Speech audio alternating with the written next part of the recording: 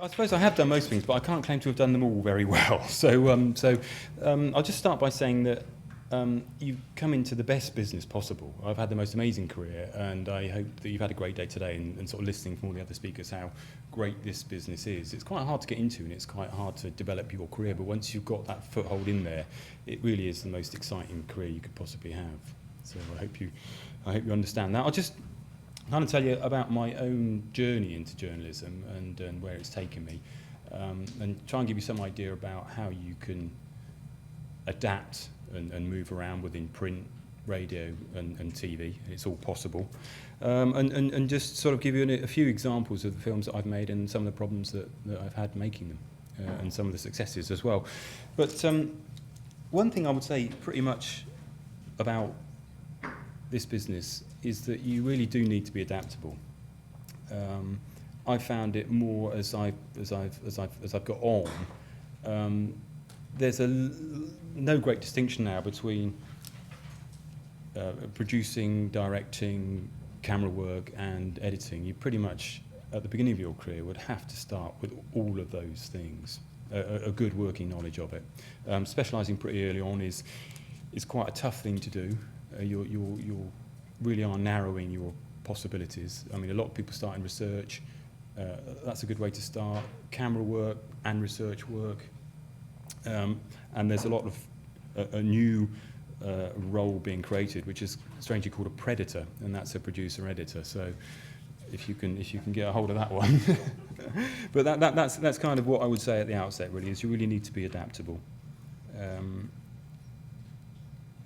I didn't go to university myself. I left school at 17. I wanted to get out and about. And I was lucky enough to get onto a local paper at 21. And I thought that was a really good way of getting into journalism, and it's a really good way of having the discipline you need when you're given empty space and you have to fill. There's nothing like that fear of having to fill an empty space with news. So anything that you can do, finding new ways of putting your stuff out there, giving yourself plenty of opportunity to come up with good ideas and stuff like that. That's all good. So what I really liked about journalism was writing, and I think that's a really important part of what you all need to bear in mind. I mean, most of you writers, most of you camera people, what's the sort of proportion of what you want to do?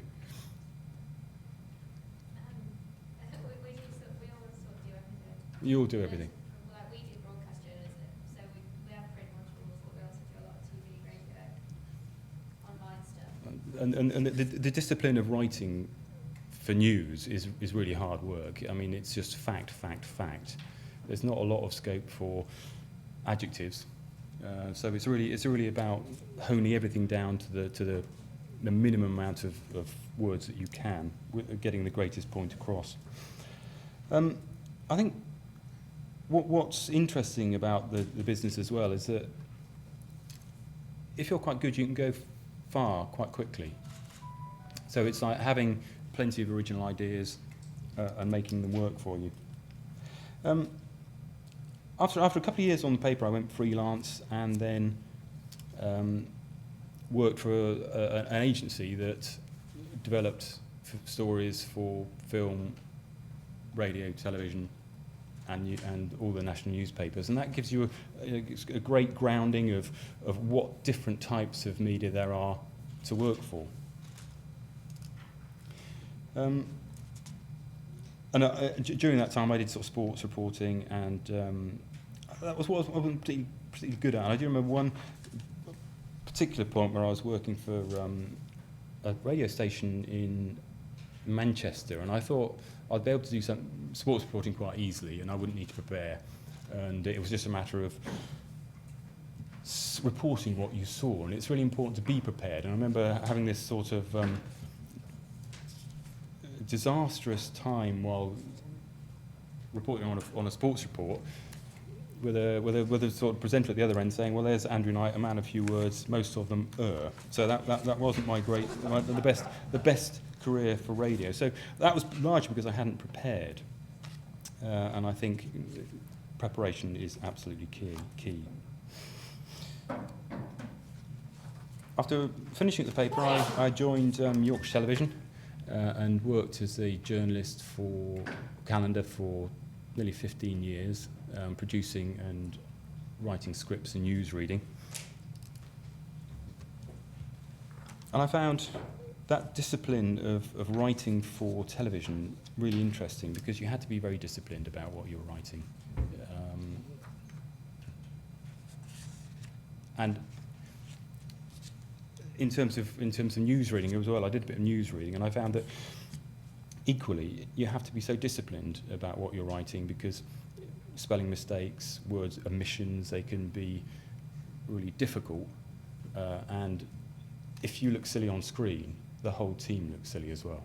So, you know, it's really important when you're writing your scripts to make sure of accuracy, spelling, all of that stuff's really important.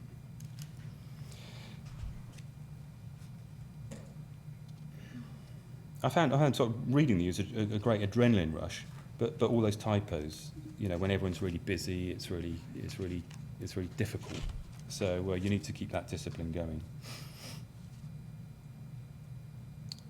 So from being a newsreader and being a producer at YTV, I sort of developed an interest in making longer films, and I got really interested in archive films from the Yorkshire. I developed a relationship with the Yorkshire Film Archive. And from there, I was asked to produce a series of programmes about, it was essentially oral history.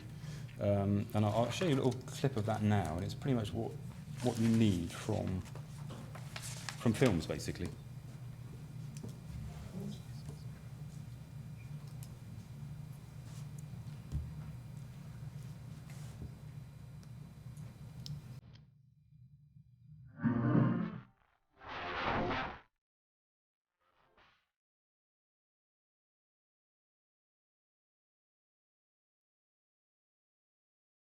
"1939, and as war hangs over Europe, a travelling circus act from Holmfirth is about to return from a tour of South Africa with a very unusual souvenir, a pet tiger.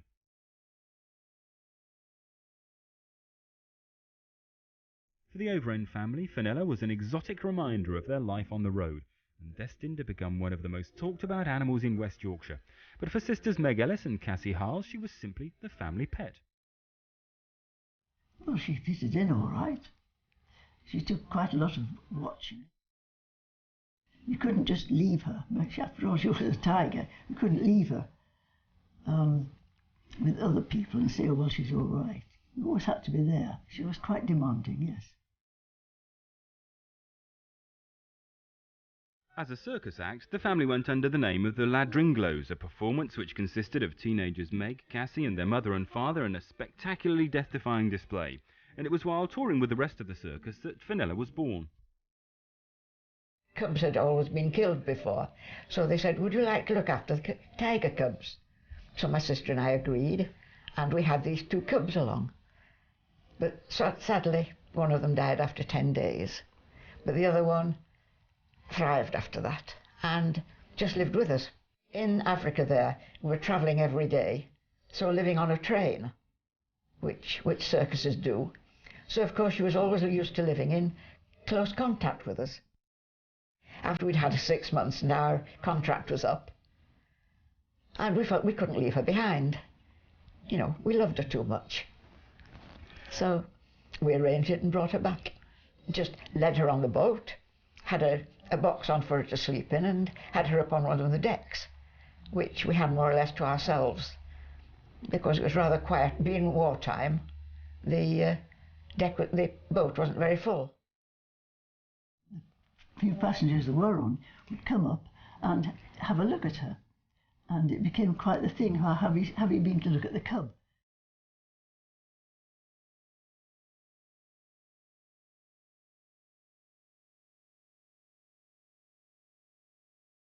Once back in England, the family had to arrange quarantine. A cage was built at the back of the family's terraced home in Holmfirth, and Fenella began quietly adapting to her new life.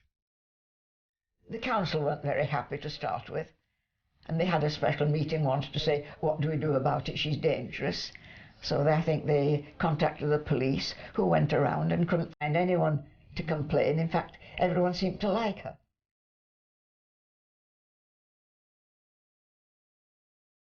Before long, word of Fenella's arrival in West Yorkshire began to spread, and not surprisingly caused a stir among local schoolchildren. If she was out walking and they were there, and when she was in quarantine, the children used to come along, and then they would stand sort of just a distance and say, "Can we go and visit her?" Well, if we're going up the road, just put a lead on her and take her out for a walk. Further afield, sort of in there, just let her loose in a field or in the woods.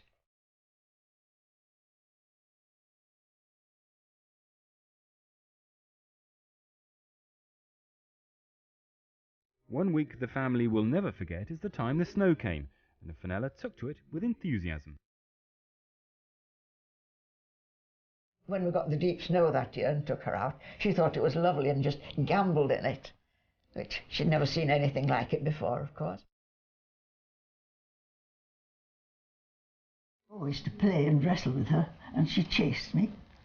And we had a large bowl made of hessian and stuffed with straw, and she liked playing with that. If you threw it up, I'd jump after it. Rather like a cat plays with a ball. People would come and say, "Can we see her?" which was quite interesting. And she liked to ride in the car, sit in the back of the car, which therefore you could take her up to the country, you see, out there, and then let her loose. Of course she's running loose in the end of the film, just dashing around the field.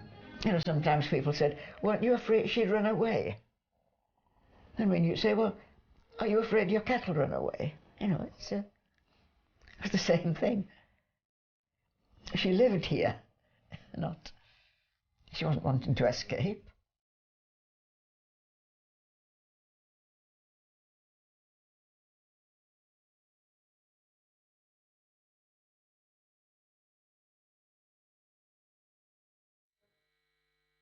That film really, because it's the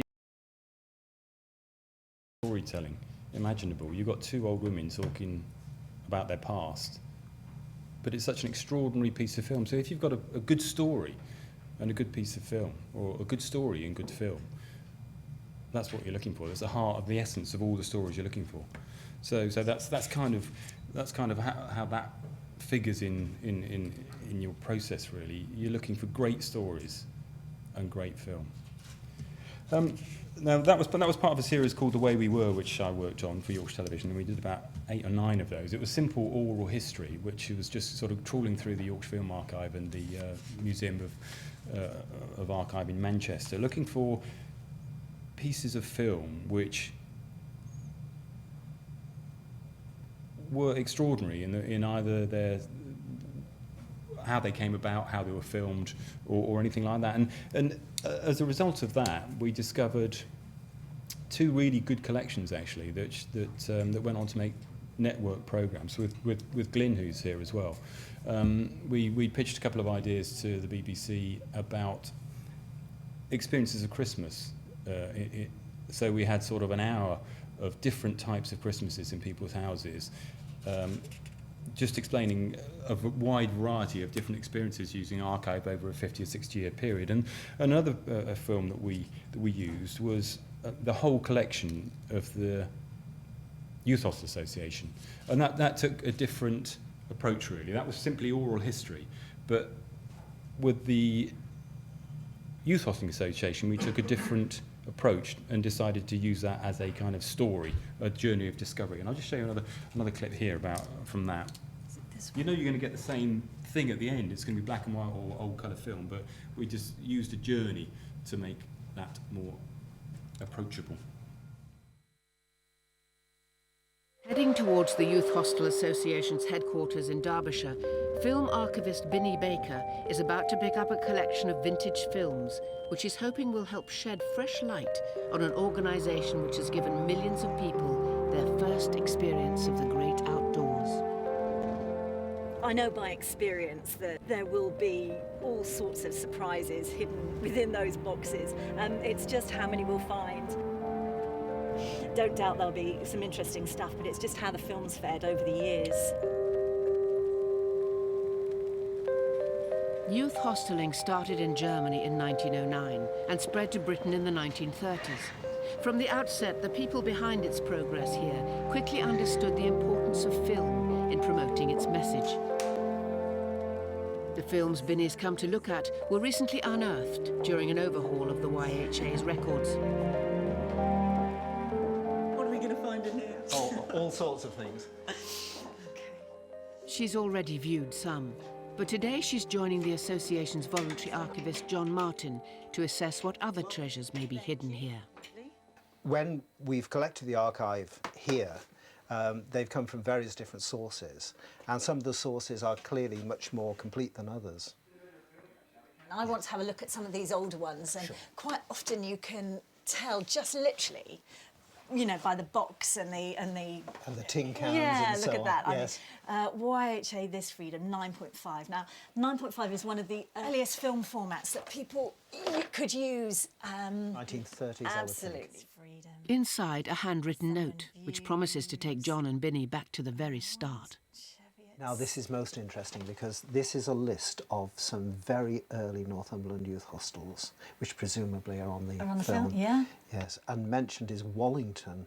Now the history of Wallington is enormously important. This very much looks to me like an original because you can see, if you look up at the light there, Yeah. can you see the different colour in film stock? So there's dark and then there's light. Yes. And that's part of the way that the film's been exposed. And those little gaps there are where they've been spliced together. This is going to be an exciting film because it's not a print, it's an original, it's a camera original, or it's been edited at least. Very good. I just love the fact that here, you know, in your hand and on these shelves is the history of the YHO in the 20th century. I mean, it's just great.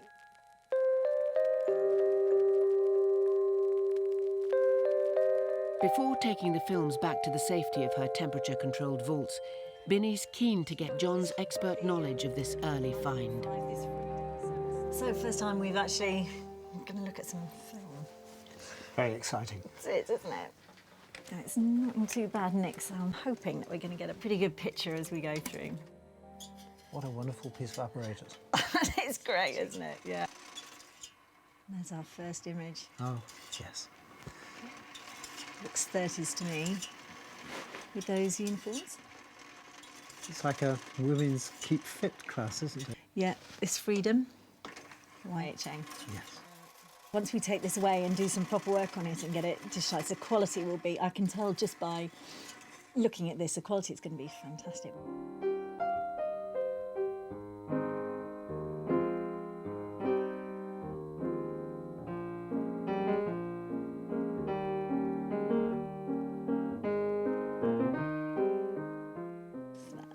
Northumbrian hostels. Okay. Now this will be interesting. What was this?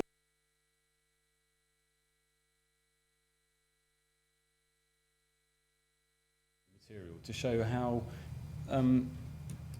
one thing can lead to another. You know, working for regional television, we developed one series that became really interesting, and then as a result of that research and developing a keen interest in one particular area in an archive, we found a couple of films that made network programs. So, you know, having said, be as versatile as you possibly can. Also, if you specialise or you find something really interesting that you have a passion for, then often following that can also lead to success or programs.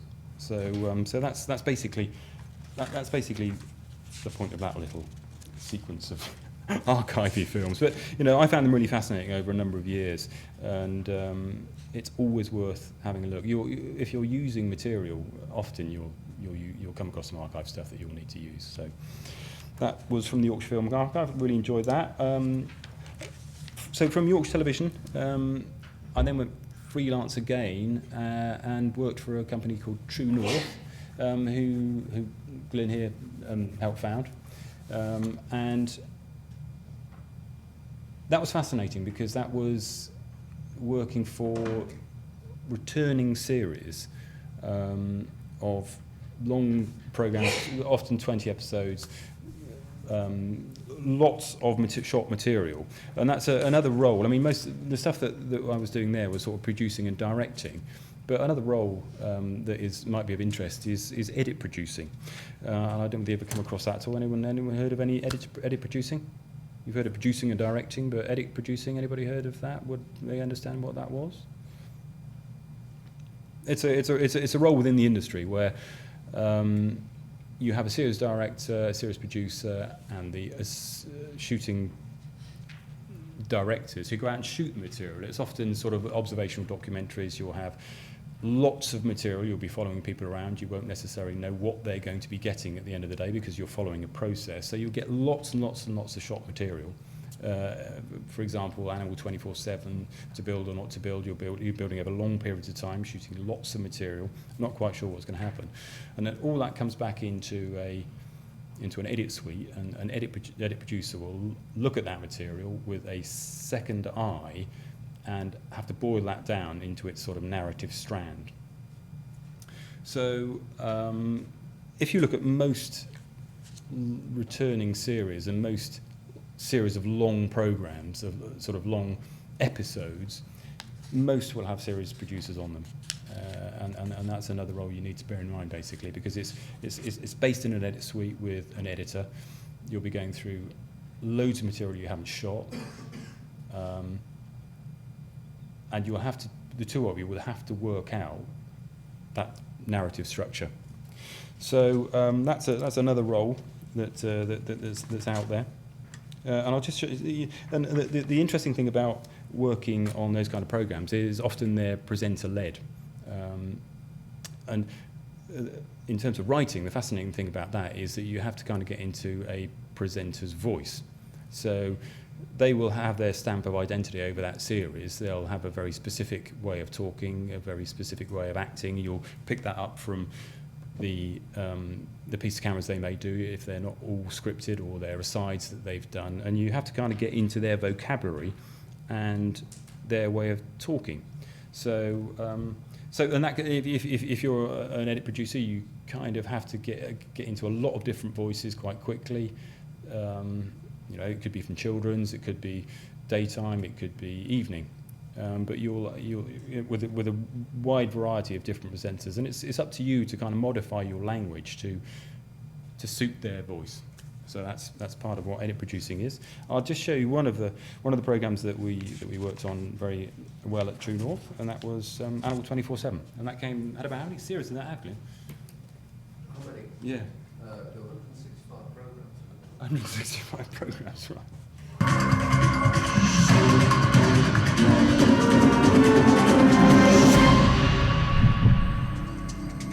In the air, on land and in the water, Britain is a haven for animals. But when they come up against man, their lives are often in danger. From our cramped inner cities to our fields and hedgerows, from the highest moorland to the coast and beyond, Animal 24/7 is with the people working around the clock to save endangered wildlife and protect vulnerable pets. These are their stories. Today on Animal 24/7, the mystery of the beach ponies burnt in a malicious attack. They're taking it out on the ponies. I would prefer they took it out on me. The four-legged escape artist giving dog warden Paul Conrad the runaround. By all accounts, is a bit of a Houdini and seems to escape out of almost anything that she puts in place to stop it.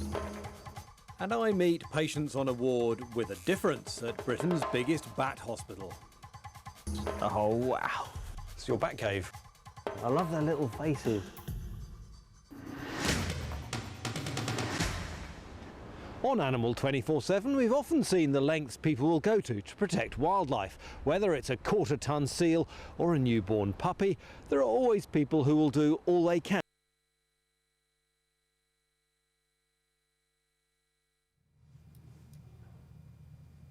Sorry, keep going. Just ignore me. And I suppose one interesting thing about those kind of programs, typified by Animal 24/7, and they're across most of the channels, are programs built around an aspect of jeopardy. And I don't know whether you've sort of explored jeopardy, but it's what may or may not happen in a certain situation, and I think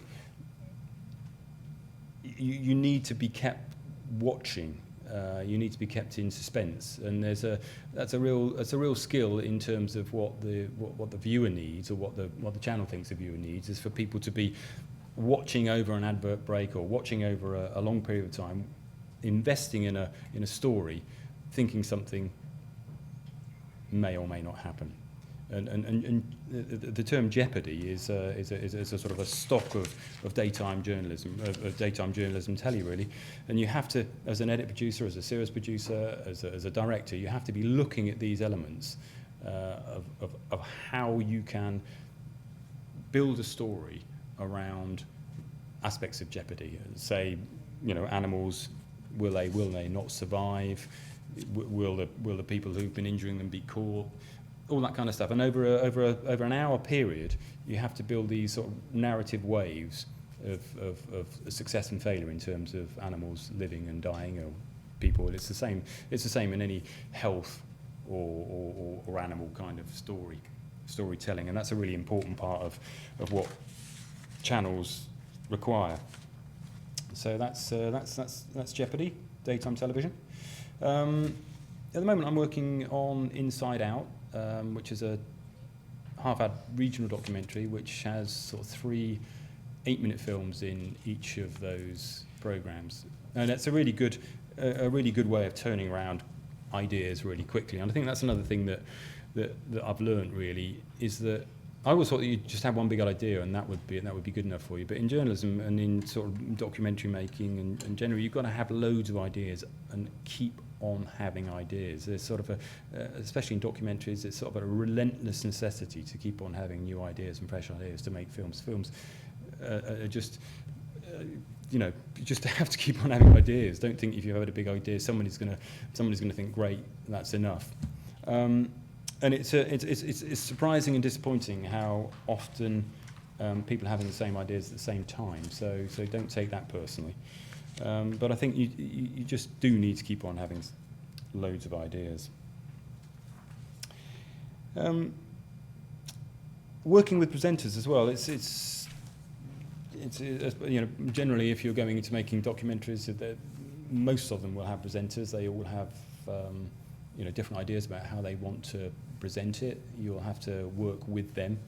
But it definitely gives you great sort of opportunity of working with lots of different people that have different skills. And in terms of working with presenters, I think you kind of have to work around them. You have to work with their skills. And in terms of telling stories, there's lots of different ways of telling stories. And each presenter has a different way of telling those stories. So use their skills when you're out there. I've got a film here that I'll show you from Inside Out, and we had to do a series of 3 films about the Tour de France, and one of them was a sort of comparison between cycling here and in Holland, and it was one film that gave me quite a lot of issues, really, and I wonder whether you could have a look and see what you think those issues might have been.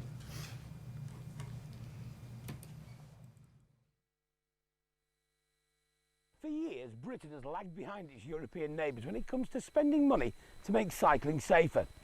Paul Ogden has travelled to Holland to find out how their attitude to cycle safety compares with our own.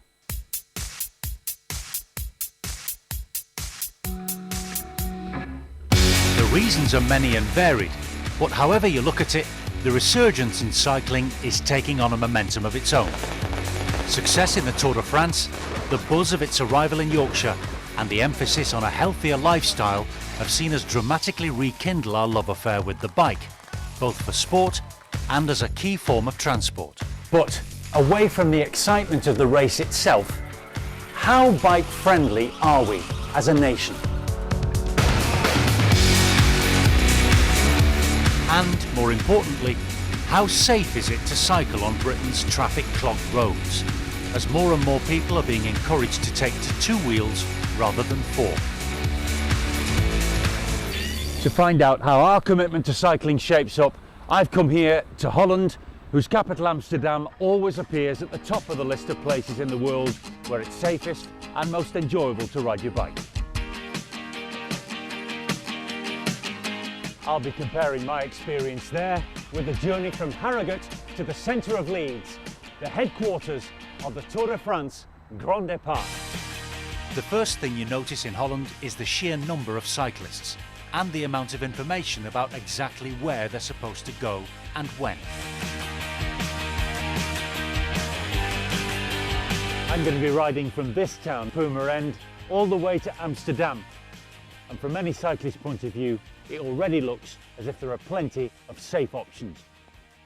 In Holland there are more bikes than there are inhabitants. So more than 16 million bikes, an average of 2 or 3 bikes a person. It's a part of our DNA, it's in our genes. Now from this dormitory town, this is one of the main commuting routes into Amsterdam, one of the biggest cities in Europe. Loads of traffic on the road all day long, but loads of cyclists as well, using these cycleways as a way to get to work. And there's provision in both directions, either side of the river, with a lane separation as well for cyclists themselves. Fantastic.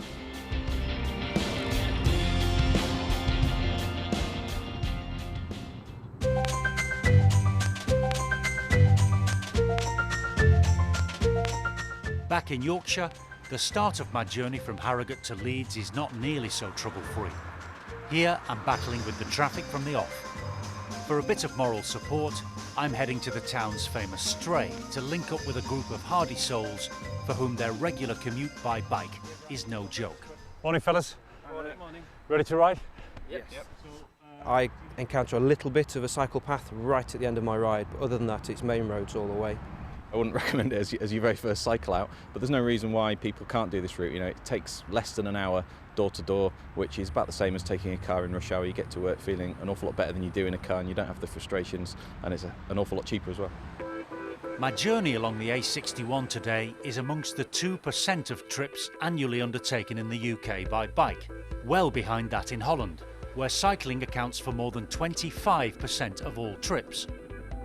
Fear is part of the problem, with nearly 60% of people in the UK believing that biking is simply too dangerous. Not as fit as I'd like to be, it's time to say goodbye to my Harrogate chaperones and complete the rest of this Yorkshire section on my own. Well, that's about 5 miles done. And there's not really any provision for cyclists on the road to be seen at all. The rush hour is nearly over, but it's still not at all for the faint-hearted. At the moment, many passive cyclists are scared of going on the road. I've had many discussions with people who say, I'd like to go on, but I'm scared of the traffic. They then contribute by being part of the traffic. So there's got to be a tipping point where a family feel it's safe to go on any road. Back in Holland, the Dutch have been outstripping us on creating a safe cycling infrastructure for decades, spending around £25 per head per year, against just £1 per head in the UK. Now this busy junction on the outskirts of Purmerend is another fabulous example of how traffic should be managed for cyclists. Special provision at the traffic lights to tell you when to stop and go, and lots of space, not just between the cyclists themselves, but also away from the heavy goods vehicles and all the commuters in cars. In Holland, everyone owns at least one bike. It's the only country in the world where there are more bikes than people. And they start young. 49% of primary school children cycle to school. Here, less than half of us may have access to a bike, and many of those that do won't bother to ride it more than once a year. Now we're almost at the end of our journey from Harrogate, but here in the outskirts of the city centre of Leeds, we've got an absolutely classic problem piece of English cycling territory. 3 fast, dangerous lanes of traffic with no provision for cyclists at all, and here a strip of cycle lane which is neither here nor there really, and I still feel pretty vulnerable. But there are signs of change here. A £29 million boost has recently been announced.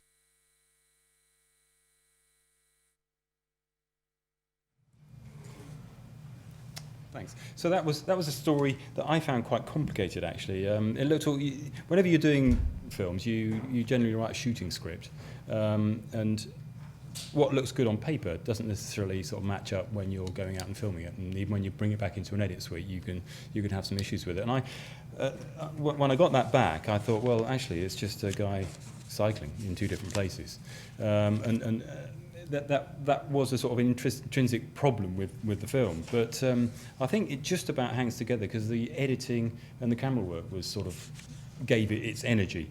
So thank heaven for editors and Cameron. One other thing I'd say is that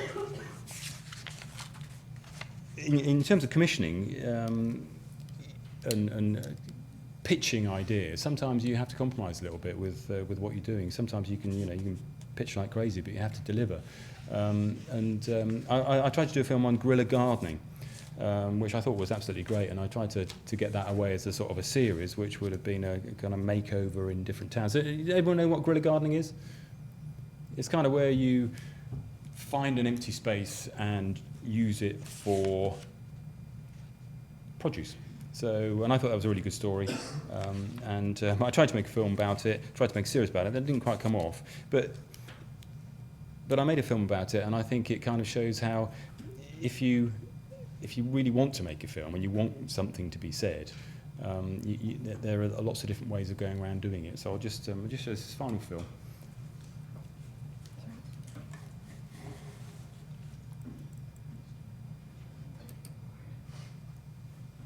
With supermarket food prices soaring, how would you feel about getting fruit and veg for free?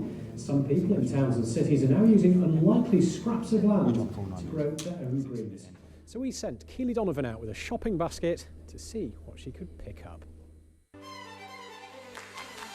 When we think of food production, we generally like to imagine the rolling green fields of the countryside, but there's an increasing number of people who think we need to look much closer to home. The desire to create a more affordable food chain means that urban areas are now being looked at for what they can produce. So, armed with my trusty basket, I'm hoping to find enough delicacies grown in Leeds Centre to help rustle up a tasty meal. First port of call is Hyde Park, in one of the city's most populated areas, to meet green-fingered Ellen Rowbottom. With her neighbour's permission, she's turned most of the gardens in her street into mini allotments. So Ellen, tell me what we've got set up here. Well, at the moment, I've got a row of spinach, I've got spring onions at the back. Okay, and you've got lots of different crops all the way down here. We've got leeks here, and then further down we've got purple sprouting broccoli. What provoked you to do this? I came to understand that it was absolutely essential for us to be growing much more of our own food locally, because it's simply not sustainable to have it flown in from thousands of miles away. And how did you get everybody on board? I just knocked on the door and said, you don't seem to be doing anything here, do you mind if I clear it and stick some cabbages in? They simply don't have time for gardening, they're working, they've got children. And then as I was doing that, other neighbours got curious, and it became obvious that there was space to extend it. The veg is there for anyone to help themselves to. The surplus gets taken to a local community centre, so nothing gets wasted, we get loads. Even in the depths of winter, there's still plenty to choose from. It looks like I could have some rich pickings here. Right, Ellen, I'm on the scrounge for some food. Have you got anything I can take with me? We've got leeks there that are virtually ready to pick, and round the back we've got some turnips as well. Pretty tiny. If you get a few of those, these are being much more successful than I thought. No, that one looks worth having.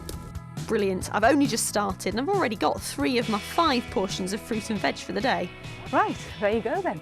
So I've got my turnips, I've got my leeks, and I've got my carrots. Now I'm going to see what else I can forage in the city centre. Thanks very much. Next up on my culinary tour is the Woodhouse Community Forest Garden. Here volunteers are busy turning a wasteland into a free orchard where people can come and pick their own. So talk me through some of the trees on site then. Well, here we have 2 apple trees. Okay. There's 2 Mirabelle plums. The orchard is being created on land the City Council own but has become neglected. Once mature, it'll need minimal maintenance. So what was the land like when you came here? Basically all this side was completely overgrown and this bit was more like grassy. What we're trying to do is demonstrate that it's possible to plant a space, a garden, that's open access, that's beautiful and productive. Well, I got here a bit early for the fruit, but canny gardening means that's not all that's on offer. You mentioned I could have some parsley. Yes. This is the parsley, Yes, right? Yeah, it is. okay. Thank you very much. Leaving the orchard behind, it's off to another project where former wasteland is being put to good use. This area used to be a notorious eyesore, and with no one willing to take responsibility, residents decided to take matters into their own hands. I think the issue is that there's no money to be made out of this slither of land, so no one cares what you do with it, which is why it was so full of rubbish and dog muck in the first place. But we're kind of proving that even with a small bit of land, you can get a lot of benefit out of it. You know, you can get food, you can get community. You know, there's like 6 families now who kind of talk to each other on a regular basis in the summer and the spring. For me, it's just about just getting on and doing things that are good for you and good for other people, and not necessarily having to waste all your energy going through bureaucratic things. If we'd spent all the time looking for permissions and getting licences and all that kind of stuff, it wouldn't be here now. And I probably would have given up because it's a long process. Local residents are keen to see the community grow. Now I'm glad actually I've got this little space and I like it now. What's good about eating food that you've grown? Well, it tastes better, if you ask me. It tastes better, doesn't it, Tiptoes? Than the shop stuff. Shop stuff is just so mass produced. I don't even know how they produce it, but I know here, we know how it grows here, innit? Just the sun and the rain, and we water it on occasion, you know, if it gets a bit dry. Sounds good to me, so what ingredients can I rustle up here? In here we've got some turnips. This thyme's from here, Great. so there's a bit of seasoning for you. Pete's also brought some nice veg from one of his community allotments, so there's plenty to choose from. It's not just a change in attitude about what we grow and where, it's about edible produce that would otherwise go to waste. In a back garden that could be countless others across the country, the autumn leaves may be losing their grip, but the apples are hanging on for dear life. Normally they'd just fall to the floor and rot, but today Leeds urban harvesters are here to make sure this crop won't go to waste. There are different aspects to the group, but mainly going and asking permission in people's gardens. And Leeds has so many apple trees. So it's asking people, volunteers, to spot the apple trees, add them to our database on the website, and then we look at that database, go and ask permission and then pick the trees. There's the idea of waste and minimising food waste, the idea of food being free and accessible to anyone, and then the healthy idea of having fruit. Okay, are we ready for juicing? Let's go. So, at Brackenedge Primary School in nearby Chapeltown, members of the garden club are busy turning some of the harvesters' freely gathered apples into liquid gold. can you see the juice coming out the sides? It's really nice 'cause it's quite sweet, but it's not like as sugary as the ones that you get from the supermarket. Tastes a lot fresher. I thought it would be green, but it was golden, kind of brown. Here it's about educating the next generation of growers. It's good for them to see that the process involved rather than just getting it in a box or a bag from the supermarket. And as you can see, they're really enthusiastic about it. So with some fruit added to my veg and now something to drink, I'm starting to feel a bit peckish. Now my basket of homegrown goodies is full, it's time to put it to the test. Let's see what it tastes like. I'm off to the Mint Hotel in Leeds to meet head chef Leah Jensen. Hopefully she can put all my produce to good use. So here's what I've got for you. Amazing. We can really use some of this and really marry a dish together. I think we're going to use some pork loin. We can incorporate the apples, the leeks. Yeah. We can make a nice apple sauce to go with that. I think we've got a really great dish out of these Great. ingredients. For many restaurants, proving your local credentials has become increasingly important. It's quite fashionable to be eating sustainable food. There's not as much packaging, we're saving on our carbon footprint. The fuel prices are absolutely astronomical at the moment. So, if we're buying local, we're saving on that as well. So everyone's a winner, really. That's enough of the theory. Time to see how Leah can bring it all together. We've just got those potatoes, the pork's cooking in the oven. Next thing that we're going to get on is the apples. It smells so good already. So we're just going to put these apples straight into the pan. I'm just going to season them up. I'm not going to add any sugar to that because it's got its own natural juices in the apple juice. So we're just going to bring that down. Little by little, our urban fruit and veg is starting to look a whole lot more appetising. So a nice generous portion of potatoes. Yeah, sounds good. We'll just give the port loin enough chance to rest. So this will be lovely and tender. Real nice pink piece, yeah. Just season that slightly there. And pretty soon I'm almost ready to tuck in. It looks amazing. There we go. And to think it's all come within a few miles. Now, today's recipe might not be a la carte, but our ingredients are certainly stepping up to the plate. Thank you very much, Chef. This looks and smells amazing. And while growing food in Britain's built-up areas might not yet feed the masses, this is an appetising example of what the future might hold. Where do I start? Finish on that one because it will make us all feel hungry. But it was largely because I've been carrying an idea around with me for about 5 or 6 years, and nobody was interested. And then finally, I managed to get it made, and I quite enjoyed that because it was a message that I kind of wanted to get on, and all those 4 different sequences probably wouldn't have added up to a program in its own, but sort of linking it through in an idea like that kind of made it work. And I suppose that's one of the messages, really. You know, if you've got an idea and you really want to make it work, just kind of stick with it. Its time will probably come. So that's basically it. And if there's any questions that I can answer about any of the things that I've done or said, then please, if you want to know anything, just let me know. Any questions? Can I ask one? Yeah. It's quite a variety of what you've done there. Going back to your training as a reporter on the newspaper. Yeah. Can you look back at that time and say how that has prepared you to do so many other different things? Absolutely. In actual fact, I mean, I should have made that point. I think you've got to keep thinking of stories all the time, and always try and think of a way of making something work. If you're the time that I spent on a newspaper, I had a blank page every week that I was obliged to fill, and so you become very creative about everything you see. And I think if you can do that from now onwards, it used to really bore me when people used to come back and say, you're sent out on a job and they'd say, oh no, it won't make nothing in it. Well, I think there's something in absolutely everything. You could kind of make a story out of a piece of pajamas if you find them, you know, anything kind of works. And so I think that's probably it, is just keep on interrogating that thought that you have.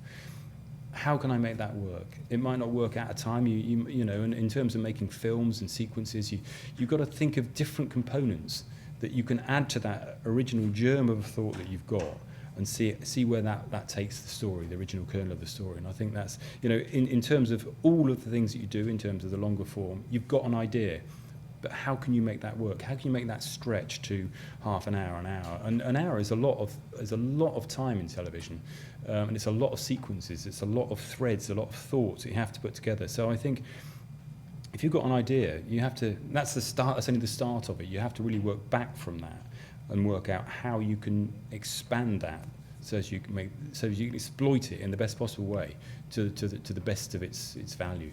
So I think, you know, I don't know how you're going to get that experience really early on, but I think if you're given opportunities anywhere that you go, you know, take stories with you and discuss them with anybody that you see.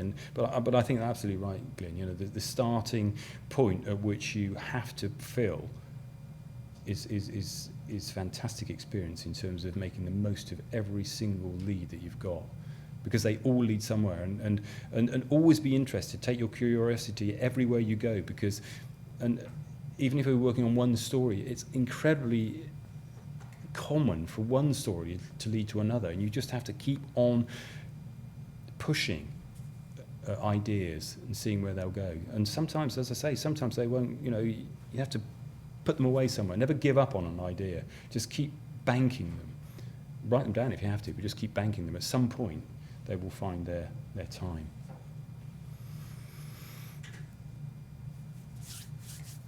That's what I would say. Yes. You've had the security of working within an organisation. Yeah. And you've had the experience of working out on your own as a freelance. Yeah. Which of those appeals to you most? Which gives you the most buzz? The married family part of me. appeals to working in an industry where I'm protected. But I have to say, professionally, I think working outside of it excites me more because of that reason. You're only ever good, you know, inevitably in any job that you're in, you're only ever as good as your last product. But I think when you're a freelance, that becomes a really important part of what you do. So you have to keep on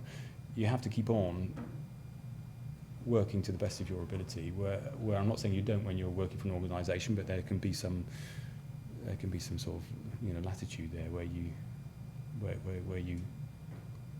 you become embroiled in the politics of that organisation sometimes, and you can be lazy.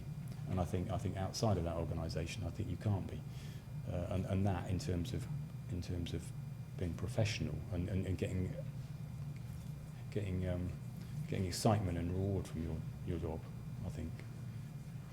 You know, against that, you have possibly, you know, I work for the BBC, and I kind of envy them, the people that work there as staff, because they have some freedom to make, you know, mistakes, and maybe try a little bit harder, be a little less conservative sometimes. So there's pros and cons, but I think being a freelance enables you to an extent, to pick and choose what you can do, but it also enables you to do what you want to do, basically, I think. Yes? Why don't we see more things like the Home for Tiger on TV? Yeah, that's really interesting, actually, because I think that was a tremendously successful series, and archive programs, I think at the beginning of the century were really popular, and that kind of imagery from the sort of 50s, 60s, 70s, getting first-hand experience of that was really key to that story being successful. Now, all of those people have died, and I think you've got a real possibility in your generation of really exploiting sort of 70s, 80s, 90s films in the same way. I know sort of, you know, everybody's taking film everywhere now. In that day and age, less people were taking film, but I think certainly the 70s, in terms of its format, VHS, has been very difficult to catalogue, and there's been so much of it. But I think that's a really good area to mine in terms of archive stuff. But if I find another one like that, yeah, that was really unusual, wasn't it? I don't even think that they had taken the teeth out of that tiger. I think it was that. In fact, when I went to the house, there were bite marks on the door still. So, but yeah, I love that sort of stuff, and I find it, and you know, Pathé and all that kind of stuff have got really loads of materials. One thing I would say in terms of ideas, television really likes anniversaries. So, you know, anniversaries of pretty much anything are good for good as a start point for an idea. I've had a lot of good ideas out of anniversaries. Not particularly original, but you know, if you get there first, they're quite good. Any others? Okay, will you join me in thanking Andrew? Pleasure.